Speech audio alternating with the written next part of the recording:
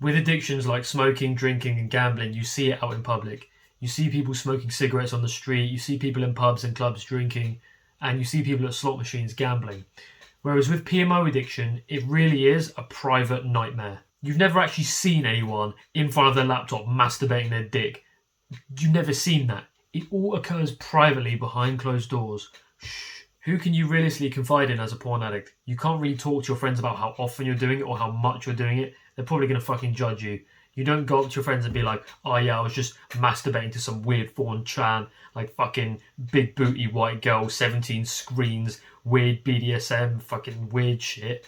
No one does that. You don't talk to your friends like that. You don't tell your boys that you've been masturbating for 3 hours straight and your dick looks like shredded cheese. Instead, you just don't say shit.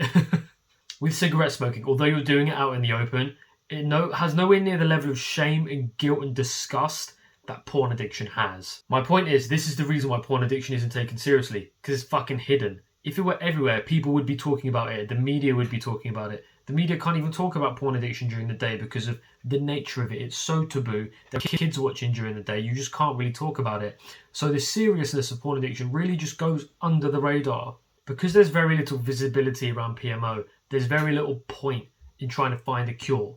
No one really takes it seriously, and the health risks are really, again, they're under the radar. With smoking, you're very clearly putting in fucking noxious fumes into your lungs.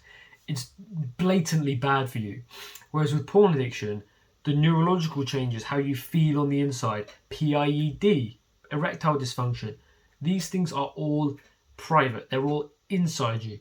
And it makes you feel very isolated when you're in society, knowing you're this porn addict, having these weird black shadows in the back of your mind thinking, fuck, I'm like a porn using fuck. When you're out in society, you kind of feel like no one else is, even though pretty much most guys are using porn. Or if not most guys, still a huge proportion of young guys are. I would say most of young guys these days. And yet, nobody really talks about it. Everyone thinks they're in this own individual bubble, going through their own fucking problems, when really the problems are very, very similar, and the cure to the problems is the same. Also, imagine this, right? Imagine a 35-year-old man. He's got a wife and kids. Now, him using porn, you see, as porn as an isolated thing, you think it's not that big of a problem, right?